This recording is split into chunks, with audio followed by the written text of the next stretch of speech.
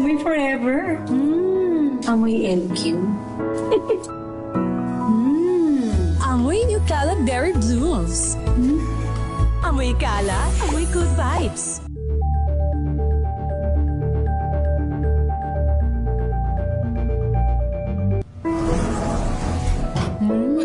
Amoy forever. Amoy LQ. Amoy New Cala Berry Blooms. Amoy Cala, amoy good vibes. Araw-araw, iba't ibang mga bagay na dapat pagtagumpayan. Ang subok kong partner ay MX3 Capsule. Research-based na tested and proven. Helps avoid pain discomfort. Iwas-iwas sa sakit. Kailangan lang ng long-term ang pag-inom 2 capsules araw-araw. Kasabay ng proper diet and exercise. I am able to make it with the right partner. MX3, dito ako bilib! Mahalagang paalala, ang MX3 capsule ay hindi gamot at hindi dapat gamitin panggamot sa anumang uri ng sakit. Amoy forever. Amoy LQ.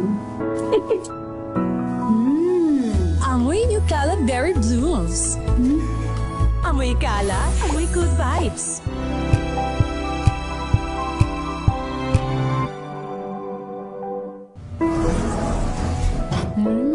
Amoy forever. Amoy LQ. Amoy New Cala Berry Blooms. Amoy Cala, amoy good vibes.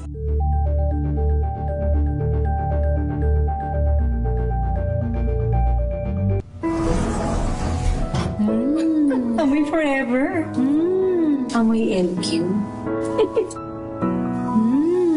Amoy New Cala Berry Blooms.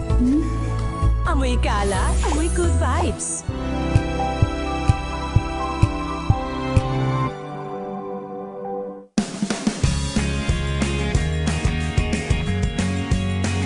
Unboxing MX3 Tea. This is a unique combination of mangosteen and pandan. Each box has 20 tea bags that can be steeped to 1 glass or up to 1 liter of water. Enjoy it hot or cold. Shop at Lazada, Shopee, and in leading drugstores nationwide. Wow, ang saya. Isang barangay na labada, puro mancha pa. Goodbye, pahinga. Mommy, isang laba lang yan sa Pride Bar Blue. May powerful stain-away enzymes na malupit sa dunit mancha. At di masakit sa kamay. Isang laba lang yan. Hello, pahinga. Hello, Pride Bar Blue. ACS. Sa lahat ng bagay, simula pa lang, siguraduhing max protection na. Kasi pag kulang ang proteksyon, baka madaling masira. Sa ngipin, dapat may max protection din. Max Alaga ng Unique Toothpaste. With Max Protect Formula, helps stop cavities before they start, while keeping breath fresh. Try Unique Maximum Fluoride Protection. Para Max Alaga, Max Protektado. ACS. Amoy forever. Amoy LQ. Amoy New Cala Berry Blooms. Amoy Cala, amoy good vibes. Tinesting, sinuri, siniyasan. Ang resulta? Super effective ang Shield sa pagpatay ng bakterya at virus. Shield Antibacterial Soap. Believe ang mga eksperto sa Philippine Nurses Association. At si Mami, Tiwala ako sa Shield. Shield Antibacterial Soap. Napatunayang mabisa. Ang mga nurse, tiwala. ACS. Radyo Henyo! Bagong kaalaman hatid nito sa science at technology. Pag-aralan, tuklasin at matuto. Radyo Henyo! Yan, eskwela sa radyo. Tumamo sa pag-unlad ng karunungan. Sa daigdig man at kalawakan, maging henyo sa Radyo Henyo! Narito na Radyo Henyo! Bagong kaalaman, makabagong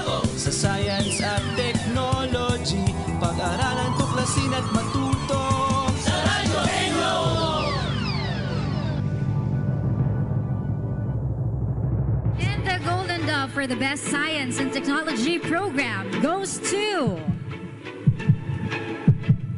Radyo Henyo DZRH. Ito na ang 28th KBP Golden Dove Awards Best Science and Technology Program. Radyo Henyo. Kasama ang 28th KBP Golden Dove Awards Best Science and Technology Journalist, si Angelo Palmones. At ang nag-iisang SNT, Science and Technology Practitioner Diva, si Dr. Ruby Cristobal sa Radyo Henyo. Ang programang maghahatid ng makabuluhan at tamang kaalaman tungkol sa larangan ng science and technology. Ito ang Eskwela sa Radyo na magbibigay ng kapangyarihan sa mamamayan na maging henyo sa panunuri sa mga bagay. Ukol sa pagunlad ng karunungan at kaalaman, ito ang Radyo Henyo.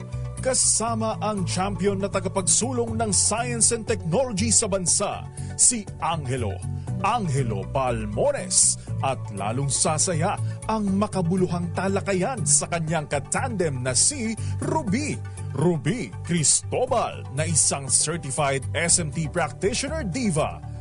Radyo Henyo sa DZRH.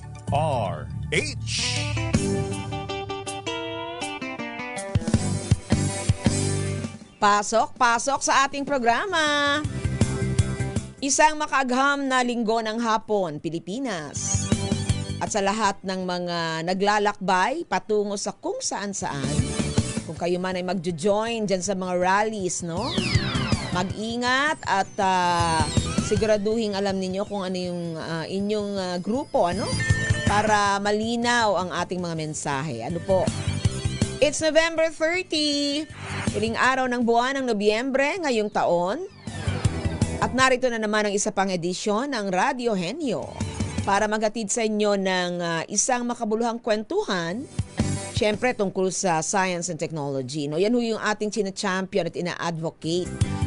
Sa gitna ng mga maingay na usapan tungkol sa mga korupsyon, at mga, alam na ninyo, no? Yung mga issues, ano? Linggo-linggo, may pumuputok na bago. Ay alamin natin yung talagang dapat ay ginagamit natin para sa ating kaunlaran. And even sa governance, science and technology. Sa ngalan po ni Kuya Angelo Palmones, ako po si Dr. Ruby Cristobal at tayo po ay magkakasama hanggang alas 5 ng hapon. Ay, pwede rin po kayong sumali, ano? Alam naman ninyo itong ating talakayan, no? Meron ho tayo sa Facebook, meron tayo sa YouTube, at pwede rin po kayong mag-text. Siyempre, napapanood nyo kami sa cable channels, ano po? Marami yung channel na yon, ha? At siyempre sa radio, ano? I think tayo rin ay simulcast sa radio natin, ano? Mari po kayong mag-comment sa aming mga iba't ibang mga channels at sumali sa ating masayang talakayan. Ngayong hapon, pag-uusapan natin ang mga bagay tungkol sa mga kaganapan sa larangan ng science and technology as usual at mga impormasyong makatutulong para sa inyong kalusugan. Kasama ng ating mga suki mula sa Teoxis Health Ventures. Aalamin natin ang papel ng collagen sa ating mga, wag ninyong sabihin hindi ito importante. Kuko. Yan po ay pwedeng magamit na indicator, ano? Para sa ilang mga sabihin nating diseases na hindi natin na agad-agad nadidetect. Bakit nga ba mahalagang pangalagaan at siguruhing mayroon tayong enough collagen sa ating katawan? At ano ang kaugnayan nito sa ating nail health, ano, yung ating mga kuko na sabihin nating parte ng ating balat, ano?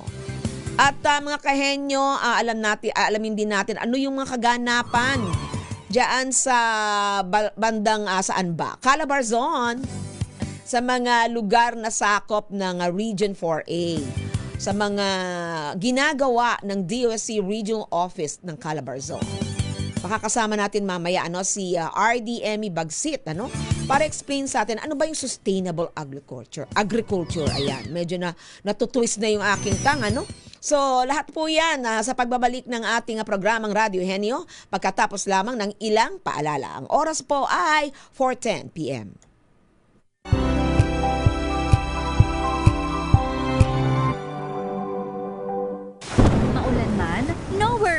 amoy kulob ang damit. Charm Fabcon, bangong kumaka-bloom, tanggal amoy kulob sa bango ng charm. Kaya gamit ko, Charm Fabcon with Bloom Fresh technology. Kills 99.9% of kulob-causing bacteria. May aroma burst pa of thousands of flowers and berries. Ang sampay sa loob, no amoy kulob. Bangong kumaka-bloom sa charm. Charm Fabcon. ACS. Oh, so good! Komeo so tanghon! So bagay sa bawat celebration! So easy, so dummy! Komeo so tanghon! Komea Sotanghon. So good! Sotanghon. Amoy forever. Amoy LQ. Amoy Nucala Berry Blooms. Amoy kala, amoy good vibes. May nagbago! May arte! May budget! Akala nyo lang yon. So solid. White rose papaya, wow, white rose. White rose papaya, wow, white rose. White rose papaya. May glow up with white rose papaya. White rose papaya. May puti power times 2 kasi may papaya at niacinamide. May shea butter and tea tree oil pa. Kutis sulit ang glow up. Glow up with white rose papaya. White rose papaya. Kutis sulit ang glow up. ACS. Tanggaling-galing mo. Smart dishwashing paste ko. Pritong ulam na masebo. Plato o kaldero. Tanggaling for everyday. Ganyan pag smart ang dishwashing paste. May double tanggaling formula. Tanggal ang sebo. Tanggal ang bakterya. Pahit para walang bahid. Linis fantastic sa metal at plastic na barakuta. Tanggaling-galing mo. Smart dishwashing paste. ACS.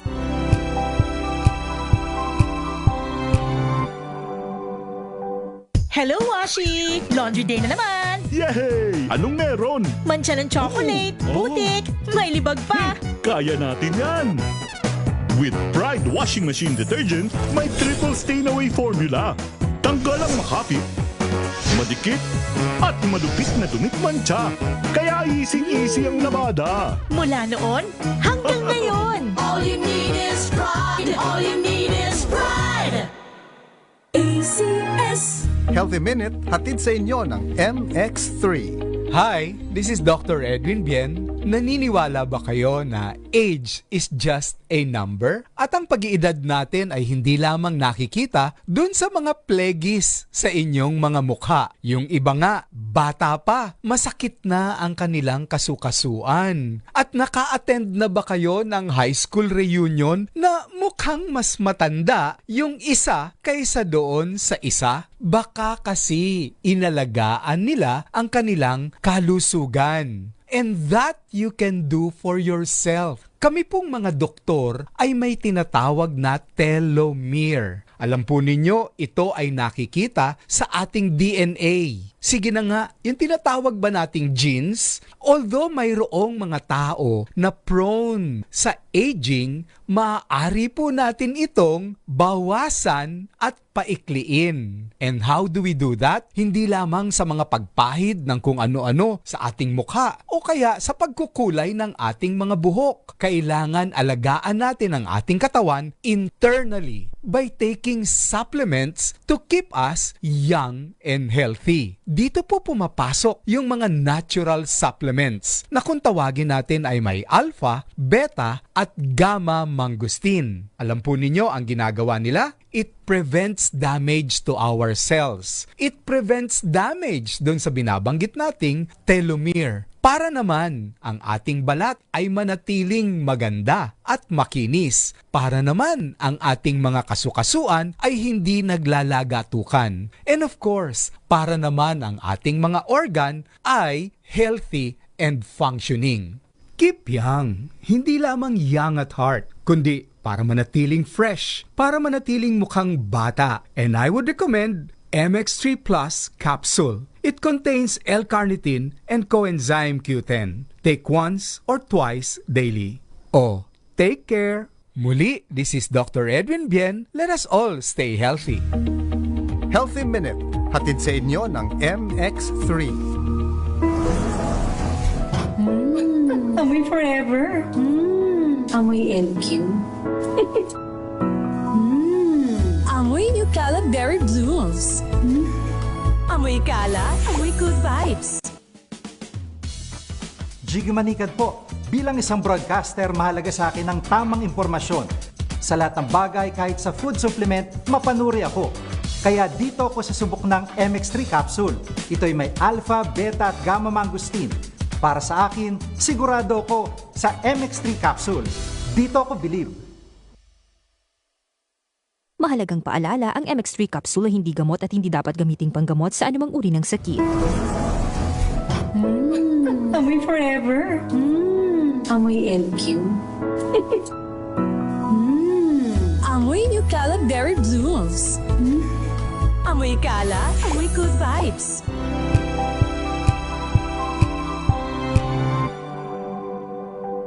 Wow, ang saya.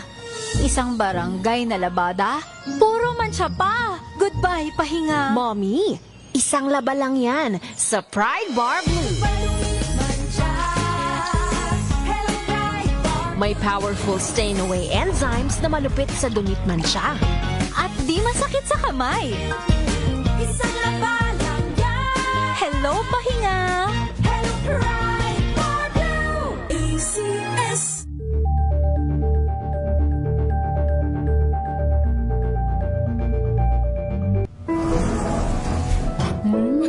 Amoy forever. Amoy LQ. Amoy Eucalypt Berry Blooms.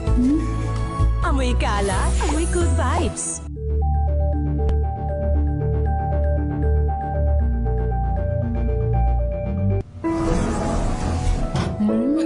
Amoy forever. Amoy LQ. Amoy Eucalypt Berry Blooms. Amoy kala, amoy good vibes.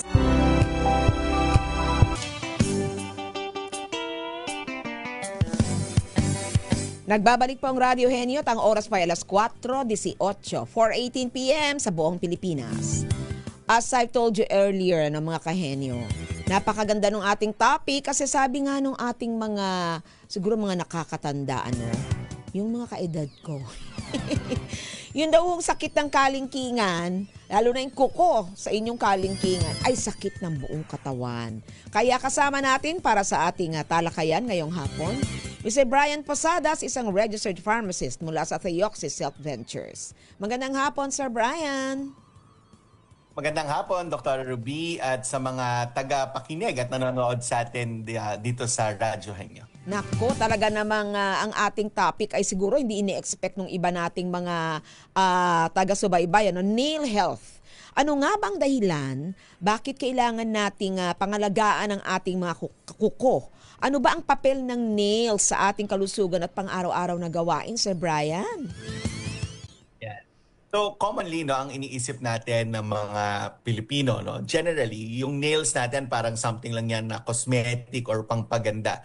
But actually, it's a reflection also of our overall health. Kagaya ng sinabi nyo kanina, Dr. Ruby, reflection din siya ng nutrition natin and lifestyle. So usually, lumalabas lang naman talaga yung nails natin. But nail changes, often nagsisignal yan ng stress, aging, nutrient deficiencies, or underlying illness. So, lalo na common now during holidays, you will see some changes in your nails, na nagiging ang cause niyan ay yung stress natin, poor sleep, heavy chores, and even frequent watching. So, ano yung mga common na nail problems natin, na siguro mapapansin natin sa mga kuko natin, at ano yung posibleng sanhi nito para mas maunawaan natin na talagang meron siyang reflection, So halimbawa, yung brittle yung nails natin, yung mabilis maputol o mag-chip yung mga nails natin, usually ang cause naman yan is your frequent hand washing, detergent, pero it's also a sign of aging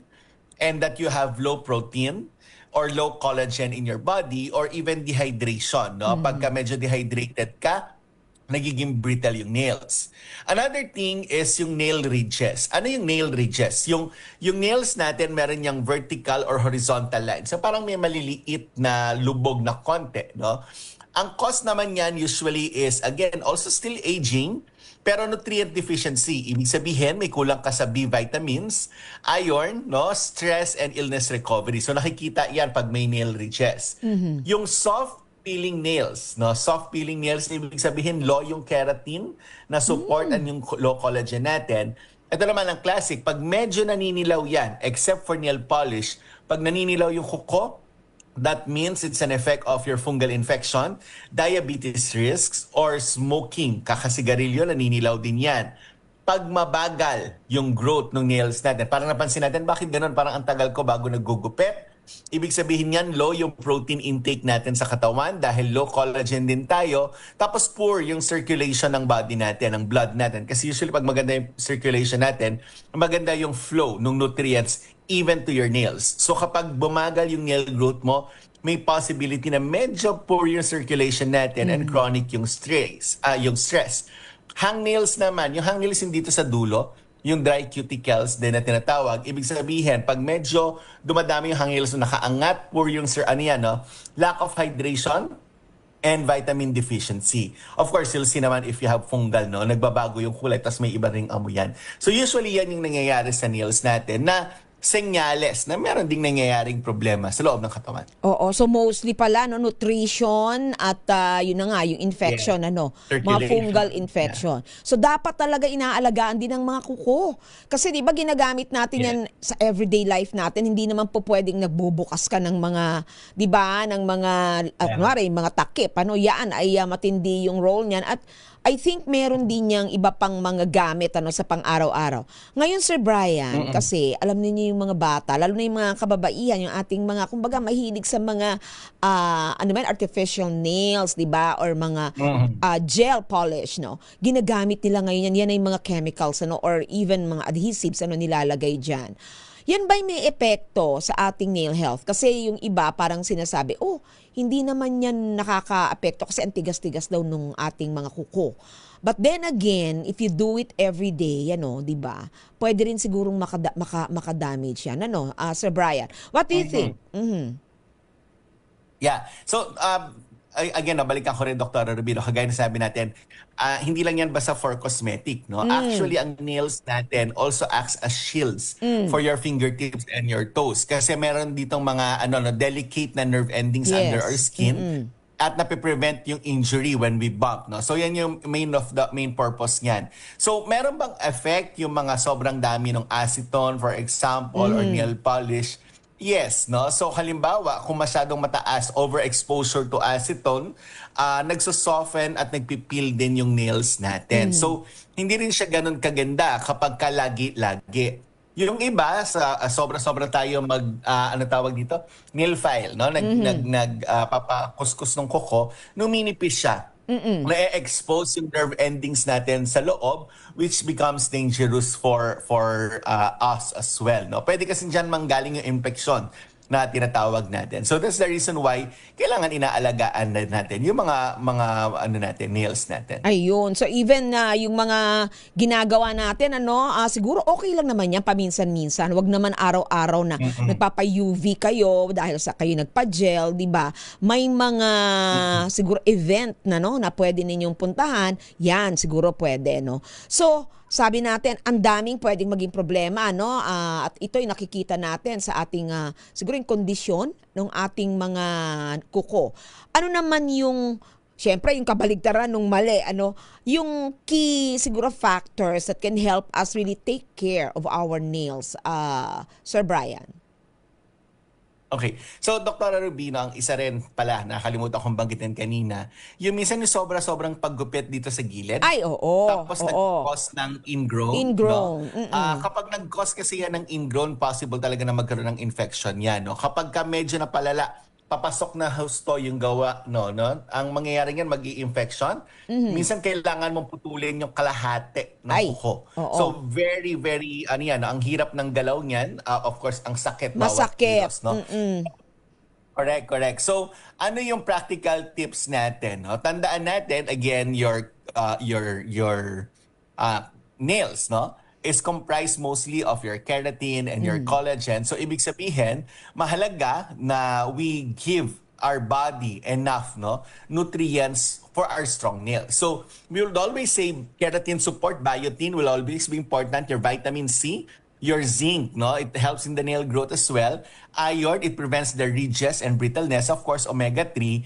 And madalas, ang lagi natin din sinasabi is, again, hydrate well. Use gloves when washing dishes. Minsan yung sobrang daming sabon, it can also cause harm. Rest nail polish every 2 weeks. Ito yung binanggit mo kanina, Dr. Ruby. Tuwing kailan, Every 2 weeks, i-rest natin. And we would always advise, you take collagen consistently for 4 to 8 weeks.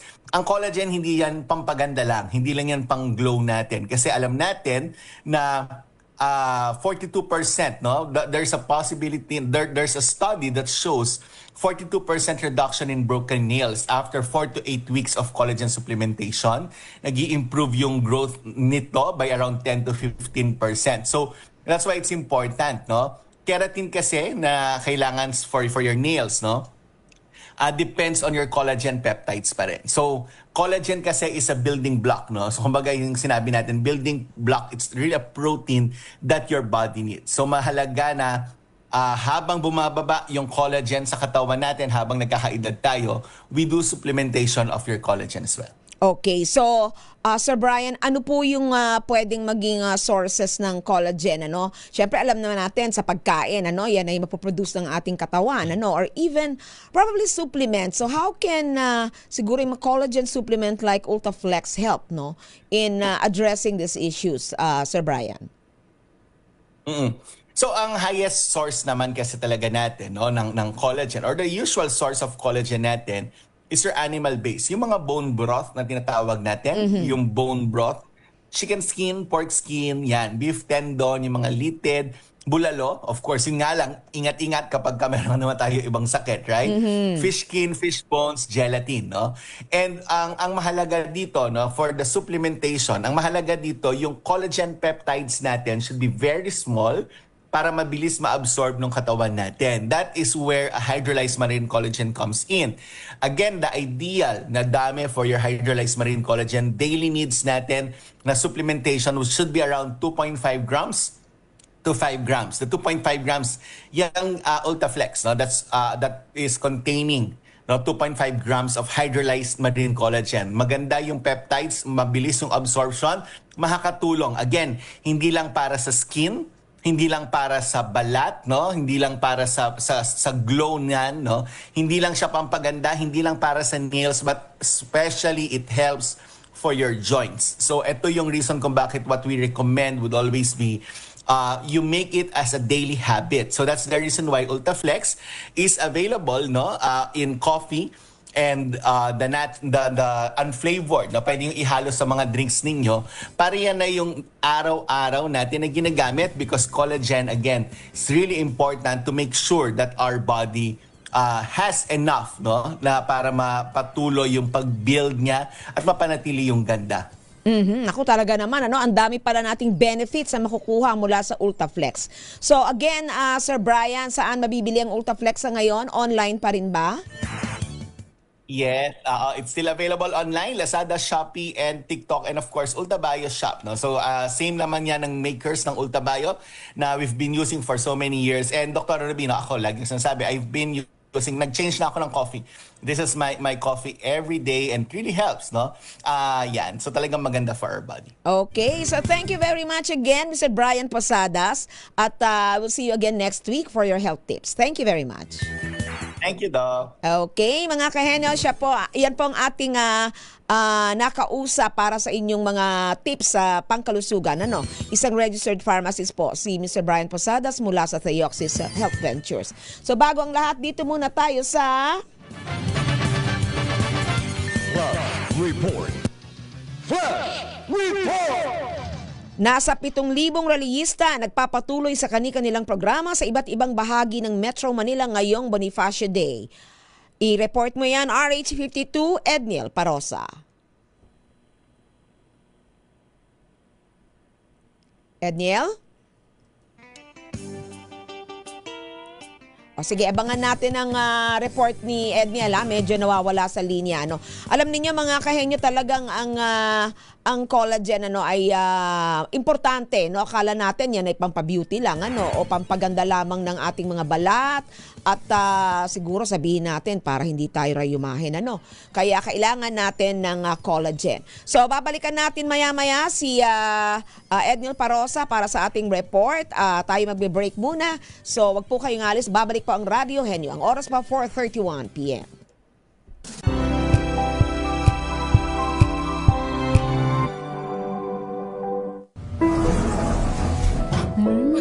Amoy forever.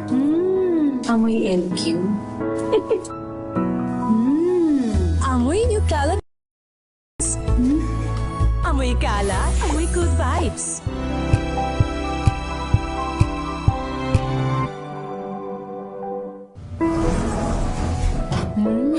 Amoy forever. Amoy LQ.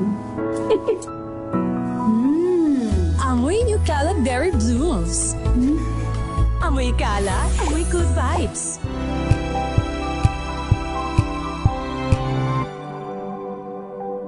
Wow, ang saya.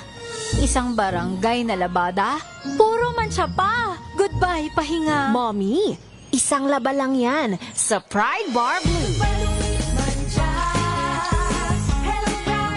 May powerful stain-away enzymes na malupit sa dunit mansya. At di masakit sa kamay. Isang laba lang yan. Hello, pahinga. Hello, Pride Bar Blue. ACS. Sa lahat ng bagay, simula pa lang, siguraduhing max protection na. Kasi pag kulang ang proteksyon, baka madaling masira. Sa ngipin, dapat may max protection din. Max sa alaga ng Unique Toothpaste. With Max Protect Formula, help stop cavities before they start, while keeping breath fresh. Try Unique Maximum Fluoride Protection para max alaga, max protektado. ACS. Amoy forever. Amoy LQ. Amoy New Cala Berry Blooms. Amoy Kala, amoy good vibes.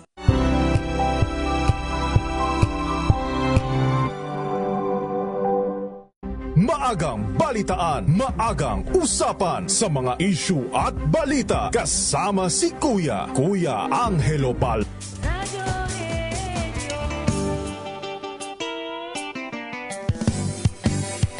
Balikan natin si Edniel Parosa sa kanyang report. Edniel? Ayun, naku. Sandali, talagang nagkakaroon tayo ng problema. Alam naman po natin na maraming nagaganap ngayon dyan sa Luneta, dyan sa Mendiola, at lalong-lalo na sa EDSA. Kanina nagdaan ako dyan, medyo matraffic doon sa bandang, Julia Vargas. Oo, wag kayong gagawi doon sa bandang Ortigas or even doon sa mga peripheral roads, ipamuntang, lalo na yung papuntang Boni Serrano. At yung lugar na papasok ng White Plains, yan ho ay medyo matraffic. So, 7,000 rallyista daw ang nagpapatuloy sa kanilang programa sa iba't ibang bahagi ng Metro Manila ngayong Bonifacio Day ayon sa PNP. Edniel? Doc Ruby, alam mo, umabot sa pinakamarami nilang crowd estimate, 8,000. Itong pinakamaraming tala ng pulisya sa mga dumalo sa kaliwat kanang rally sa Metro Manila ngayong araw ni Bonifacio. Kagnay pa rin yan ang pagkalampag ng iba't ibang sektor para sa accountability o pananagutan ng pamahalaan dahil sa flood control scandal. Galing itong estima sa Philippine National Police kaninang tanghali sa kasagsagan ng programa sa Luneta dito sa EDSA, Quezon City at dyan sa may bahagi ng Maynila. Pero ngayon, as we speak, nababawasan na ito at nasa 7,000 na lamang ang nagtitipon sa EDSA at dyan sa area ng Maynila. Sa monitoring ng National Capital Region Police Office, may 4,000 pa, Doc Ruby, at decreasing, 4,000 and decreasing. Itong crowd estimate sa EDSA White Plains, kung saan tayo daririto, umabot naman sa 3,000 ay nagpunta sa may Maynila, lalo-lalo na dyan sa may Recto Avenue, dahil hindi na sila makapenetrate dito sa may Mendiola. At may 150 rin, 100 mahigit na katao ang nagprograma sa Edo Shrine sa boundary ito ng Mandaluyong at Quezon City. Ngayong bago malamang ako tawagin, dito sa bahagi ng EDSA northbound, Doc Ruby, ay maluwag naman yung daloy ng traffic. Maliban na lamang doon kapag approaching ka sa may White Plains o sa may EDSA Shrine area, yung tapat ng galeriya, sapagkat nandoon nga hindi lamang yung mga grupo na nagpo-programa, kundi maging siyempre yung puwersa ng Philippine National Police at nagsisilbing parking spot yan ng mga authorities at yung mga participating group. Pero kung ikaw ay magpa-flyover dito sa may Ortigas flyover, pagbaba dito sa may bahagi ng Corinthians, tuloy-tuloy naman itong daloy ng traffic. Hindi kaiba doon sa, kung malala nyo, kasabay ng INC rally 2 weeks ago, ay nagrally yung grupong UPI, yung United People's Initiative. Ang ginawa ng Department of Transportation at MMDA sa EDSA busway ay inatras ng konti yung barrier, ginawang 2 lanes. Itong EDSA carousel para bigyan daan hindi lamang yung mga bus kundi maging yung mga private motorists na magdire-diretso at hindi na maipip doon sa kanto ng White Plains. Pero ngayon, dito tayo sa may harap mismo ng People Power Monument, hindi nila ginawa yun dahil hindi rin naman nagbabottleneck masyado yung traffic dito sa may bahagi ng EDSA. Pero of course, sarado pa rin itong White Plains dahil ongoing yung programa ng trillion peso March 2.0.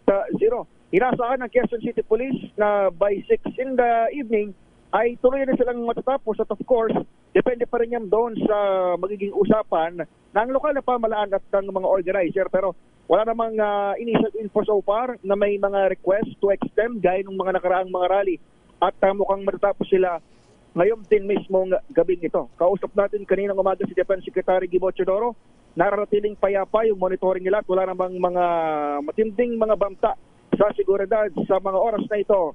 At mukhang ganoon na nga yung magiging sistema kung magpapatuloy ito hanggang alas 6 o maya-maya pa, mga ilang oras lamang, lalo na dito sa bahagi ng Quezon City.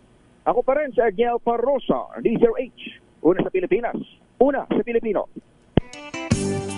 Maraming salamat, RH52 Edniel Parrosa. Dumako naman tayo dyan sa bandang Liwasang Bonifacio at tignan natin kung ano na nangyayari dyan. Grupo daw ng mga relihista na nagsasagawa ng programa sa Liwasang Bonifacio nakarating na sa Recto, Maynila. I-report mo yan, RH23 Edwin Duque. Dito na sa malapit na sana sa itong grupo na nanggaling sa Liwasang Bonifacio ay hanggang dito na lamang sila sa kanto ng fencing.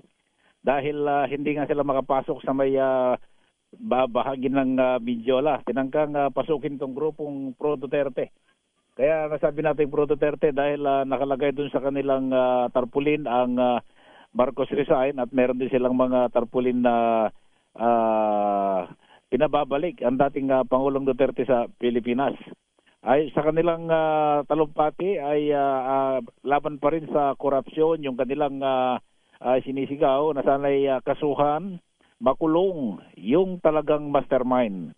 Hindi lang yung mga unang mga kinasuhan ang dapat makulong, dapat talaga ipinagdina nilang mastermind ang dapat managot sa mga naganap na mga korupsyon na.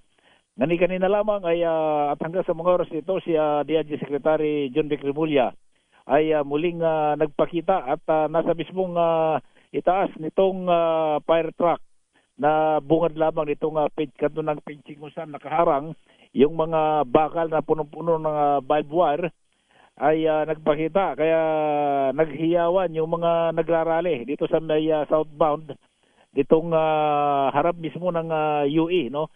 University of the East. Hanggang dito lamang sila dahil hindi nga sila makapasok doon sa kanto, papasok ng Mindiola dahil both side ay nakaharang itong napakaninding harang. Sabi nga nung mga nandito overkill. Tinawag nilang overkill dahil maliban doon sa napakatibay ng pagkakalagay ng mga concrete ay yung mga bakal na pinaikutan ng barbed wire ay napakarami pang persa ng pulis at kasunod nun ay nakaharang pa yung truck ng mga bumbero at meron ding nakareding mga tauhan sa taas para bugahan kung sakaling magpupumilit na pasukin itong bahagi ng Mindiola. Pero ayon dito sa nagpakilalang dating DOTR na si Ginoong Abituna, Troy Abituna, ito na-interview ko kanina bago lumuwas dito sa Patungong Mindiola, ay hinintay nilang umalis yung unang nagrally rito. Ayaw daw nilang humalo dahil ayaw nila ng gulo, kundi tahimik na ipahayag yung kanilang mga saloobin patungkol nga doon sa panawagan na tigilan at ikulong yung mga pinuno at mastermind ng korupsyon kaugnay nitong sumambulat sa ating bansa itong isyu ng flood control project. Sa ngayon ay nakantamay pa rin yung ating kapulisan at payapa naman silang pinahintulutan na makarating dito sa may bahagi ng Fencing Street at harap dito ng University of Days. At dito na sila nagprogram sa mismong harap ng kapulisan kung saan nakaharang yung barbed wire at ang pamatay sunog dito pa rin sa bahagi ng Baydila. RH23, Edwin Duque nagulat sa Disaris, una sa Pilipinas, una sa Pilipino. Maraming salamat, Edwin Duque. Dumako naman tayo dyan sa EDSA Shrine. Ano ba nangyayari dyan? At ang programa daw dyan ay tuloy-tuloy pa rin. RH27, Noche Cacas, i-report mo yan. Dr. Ruby, manipis na yung bilang ng mga rallyeta na nandito sa may EDSA Shrine na Ortigas. At yung karamihan nakikita natin ngayon na Dr. Ruby ay yung mga senior citizen na kaupo dito sa inilatag na widescreen. Pero yung nagsasagawa ng programa ay nandoon sa People Power Monument. Parang dito na lang sila nanonood, pinapanood na lang nila yung programa doon sa People Power Monument dito sa may EDSA Shrine. Pero yung mga tao, yung mga galing sa People Power Monument yan sa may White Plains, ay nakikita natin, naglalakad na naman sila pauwi dito sa kanilang lugar. Tapos ito yung galing ng PPM at uwi na sila kanina. Kausap natin yung mga nandito sa EDSA Shrine. Maya-maya daw ay uwi na rin sila kanina, makapal yung bilang. Pero ngayon, tansya ng kapulisan nasa 120 pero unti-unti nang pababa yung bilang ng rallyesta na nanonood lang ng programa dito sa wide screen na inalatag dito sa harapan ng EDSA Shrine o yung poon ng Mama Mary. So sa ngayon, ang mga kapulisan dito sa may Ortigas ilalim ng flyover, saka sa lampak lang, waiting lang sila kung anong order dahil nagpapahinga. Yung iba, nakaupo na lang dito sa bangketa at yung iba naman ay ginawang parang human shield, human barricade dito sa itaas naman itong EDSA Shrine habang merong visa ito sa loob ng chapel ng EDSA Shrine. So patuloy pa rin nakaantabay ang kapulisan at yung bilang ay panipis na mga nandito sa ngayon. So yan ang sitwasyon mula dito sa EDSA Shrine, RH27, nagsilakas DZRH, una sa Pilipinas, Maraming salamat, RH27, Noche Cacas. Tuloy-tuloy po tayo sa ating programa.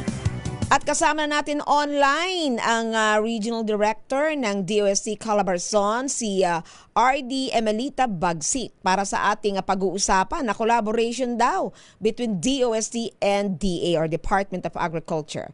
Magandang hapon, RD Emmy. Andiyan na ba? Hello, magandang hapon po, Dr. Ruby, Ma'am Ruby. Naku ma'am, pasensya na. Ang daming ganap. Talaga namang kailangan natin syempre nga i-report sa ating mga taga-subaybay anong nangyayari dyan sa 3 lugar na kung saan nagkakaroon ng rally. So ma'am, ito, diretso na po tayo. Ano ba yung inyong kolaborasyon with DA tungkol sa sustainable agriculture, RDM? Opo. So muli po magandang hapon po sa inyong napaka-milyong-milyong taga-subaybay na nakikinig at nanonood sa Radyo Henyo sa inyo pong malawak na programa, Doc Ruby. Actually po, ma'am, ito pong SARAI or Smarter Approaches to Reinvigorate Agriculture as an Industry in the Philippines. Ito po yung aming programang inilalapit sa Department of Agriculture ng Region 4A or ng Calabarzon. Actually, ma'am, this is not a unique program or partnership for our region, but ito po ay all over the country sa ating pong 17 rehiyon na nasasakupan or meron pong opisina ang DOST, ay ito po ay isang nationwide na program. So kagaya nga po ng nasabi ko, Saray is a nationwide project or a program ng DOST na ini-implement natin all over the country at kami po ay isa lamang dun sa region na yon. So sa amin po, para po mas maging maayos or mas epektibo at episyente yung aming paglalatag ng programang Saray dito sa region, ay minarapat po naming makipag-ugnayan sa Department of Agriculture, Regional Field Office number 4A dito nga po sa Calabarzon. So yun po ang aming bagong pakikipag-partner sa Department of Agriculture, ma'am. Ayun, ako napakaganda niyan kasi yung Saray na yan, ma'am, ay nung parang nasa talagang project level pa lang, wala pang collab with government agencies. If I'm not mistaken, UPLB, ano po, yan ay kanilang unang kinonceptualize. At sabi nyo nga, ito ay national na, no? At ang DOST talaga ang behind, doon sa mga, sabihin natin, pag-implement. Kasi ito ay sustainable approaches to reinvigorate. So, ibig sabihin, merong parang nanghihina na ba yung agriculture natin? So, ano yung mga ginagawa? Ano yung exactly yung mga components ng activities ng Project Saray? At least for the Calabarzon area, meron po bang mga priority ang region tungkol dyan? Opo. So ma'am, tama po kayo. 2013 po, way back 2013 nagsimula. Na-complete yung project ng 2017 pero very lately lang po, or actually for the regionalization, so to speak, nitong programa, ngayon lang pong taong ito nagsimula. So ang programa pong ito ay naglalayo na magkaroon ng science-based information and technologies na para po matulungan ang ating mga LGUs at ang ating pong mga magsasaka para po mas maging epesyente, mas epektibo at climate resilient yung ating programa sa agrikultura. Sabi niyo po nanghihina. Siguro po ang better term, ay ako personally, ang mas gusto kong term doon is palakasin kasi marami pong kumbaga threats sa ating agriculture. Unang-una, yun pong ating climate change. Pangalawa, yun pong declining hectarage ng ating mga agricultural lands. So dapat mas maging talaga yung produktibo tayo when it comes to agriculture kasi lalo na po sa Calabarzon, 17.5 million ang mga taga-Calabarzon na dapat nating bigyan ng sapat na, or maging secure sila sa ating pagkain. And yun nga po, declining yung ating hectarage ng agriculture at tayo ang may pinakamalaking populasyon dito sa bansa. And yun po yung mga challenges that we need to face and really to make our agriculture smarter and more responsive dun sa mga challenges na ito, ma'am. Naku, talaga namang yan ay parang forever threat, lalo na yung climate change, RD. Kaya tayo talaga ay napakasabi natin, gargantuan task talaga yung parang yon, sabi nyo nga, to re-strengthen or even to revitalize or reinvigorate yung ating agrikultura. Meron bang mga interventions sa, for example, yung mga magsasaka natin kasi, ma'am, sabi ang average age daw ay 57. So meron ho bang mga HRD programs na nakatuon din para sa Project Saray? Like yung mga bata, meron bang papalit doon sa ating magsasaka? Kaya kasama ba yan sa Saray, ma'am? Opo, ma'am. Kasi yung pong Saray is nga po, kailang may information tayo, may training, may mga knowledge portal para maging available at accessible para sa lahat. Pero ma'am, allow me po to introduce to you yung amin pong technical staff para mas ma-explain ng mas technical yung ating programang Saray. Gusto ko po, ma'am, na bigyan ng pagkakataon din itong aming Project Technical Specialist 3, si Giancarlo Micaya, para mag-expound sa ano ba yung pwedeng maitulong ng Saray as technology or programa muna. Ano-ano yung mga technology po at mga programang pwedeng maitulong sa ating mga farmers, ganun din po sa ating mga LGUs. Okay. Kung mamarapatin niyo Sige, po. ma'am, go ahead. Sige. Hello, Jan. Good afternoon. Are you there?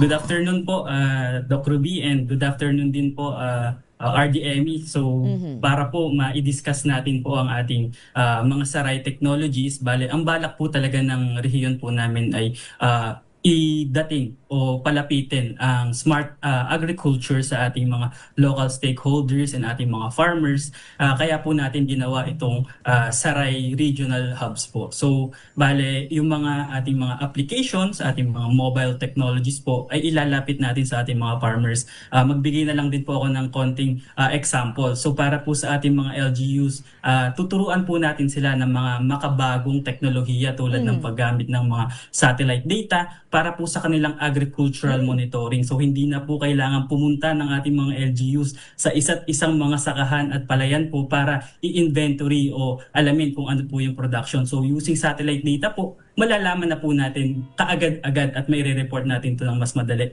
Para naman po sa ating mga farmers, meron po tayong mga mobile applications na ituturo sa kanila tulad ng SpeedTech. So ito po yung Smarter Pest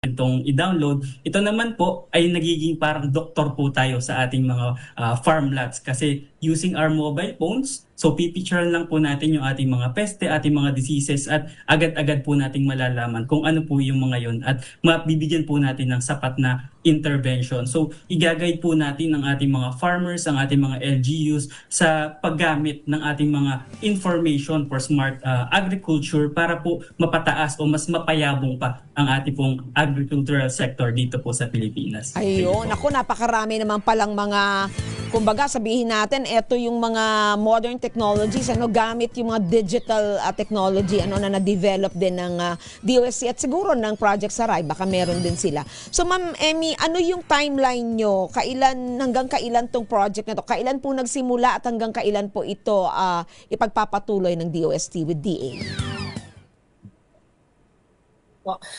Doc Ruby, ito po, kagaya na nasabi ko ay ngayon lamang taon nasimulan. Actually, if I'm not mistaken, June, nag-start ng implementation. So, ngayon po ay nagta-touch base na kami. Inuna po namin ang aming partner agency, ang Department of Agriculture. We have also nilapitan na rin po namin yung aming mga LGUs na 3 LGUs, pilot LGUs na magiging kapartner namin. And ang programang Saray Sentro po ay we will be implementing it for the next 3 years. Oy, mahaba-haba. Oo. Opo. Para po talaga, kasi ma'am, kagaya nga nasabi nyo, medyo matagal na din itong ating programang ito. But it was only in 2022 na nagkaroon ng presidential directive na talagang gawing primary platform for the modernization, for the digitalization or transformation ng ating agricultural sector na nagmula nga po sa ating current president. So ang binago po dito sa ating formula, so to speak, ay ibaba po sa mga regions yung implementasyon nito. Dati po kasi national ito so parang UPLB, DOST PCARD. By the way, ito po ay pinondohan ng DOST through DOST PCARD, and ito po ay ginawa naman ng UPLB. So yun nga po, national. So from national, naging regional na po yung pagpapalapit or pagpapa-implementa ng programa. So we are hoping that with this new kumbaga ay factor or new methodology ng pagbababa ng programa sa ating mga farmers ay talagang mas mabilis ang maging adoption or paggamit nitong Saray technology or Saray implementasyon ng Saray program. Oo, tama lang ho na maging regional kasi 'di ba yung needs ho nung ating agricultural sector ay iba-iba.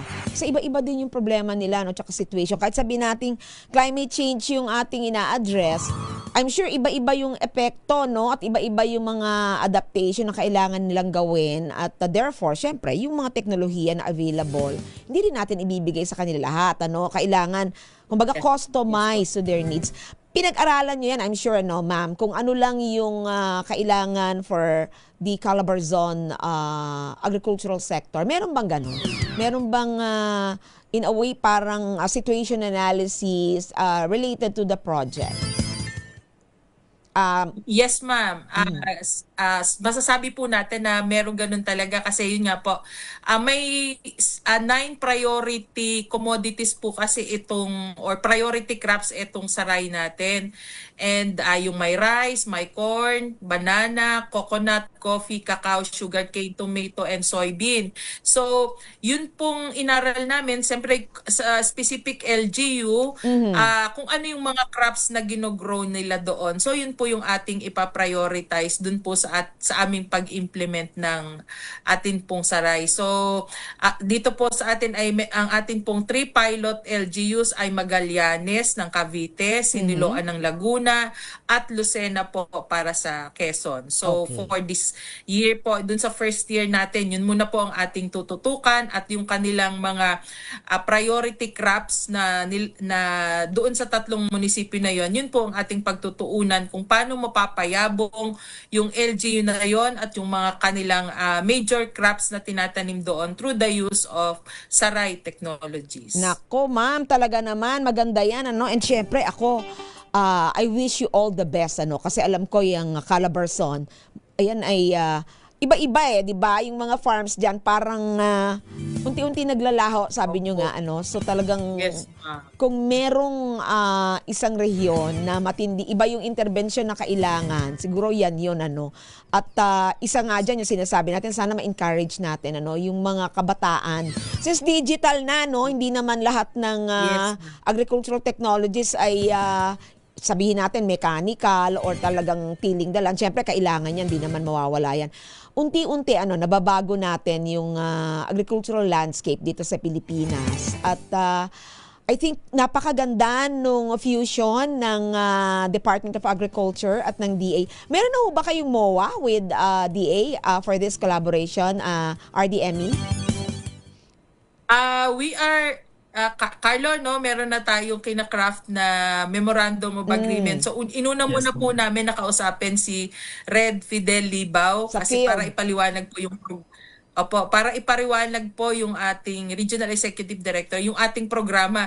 Kasi ma'am, Doc Ruby, ang inilalapit po namin sa kanila ay komplementasyon ng mga technology at mga kaalaman. Of course, meron na din pong sariling mga programa on smart agriculture na nasimulan ang Department of Agriculture. So, hindi naman po natin pwedeng i-invalidate yun at i-impose ito. So, ang gusto po namin, ano yung mga meron na silang programa at ano pa yung may mga gap pa na pwedeng sagutin o kumbaga pagyamanin pa naman or mako-contribute through the Saray Project. At napakaganda naman po dahil very open sila sa ganitong kumbaga collaboration or partnership. So they even ask na paano yan after 3 years ba pwede bang maiiwan na sa kanila daw yung programa? Ay sabi ko ay opo na opo kasi yan po yung aming pangunahin talagang layunin na mailapit sa ating mga LGU, sa ating farmers at kumbaga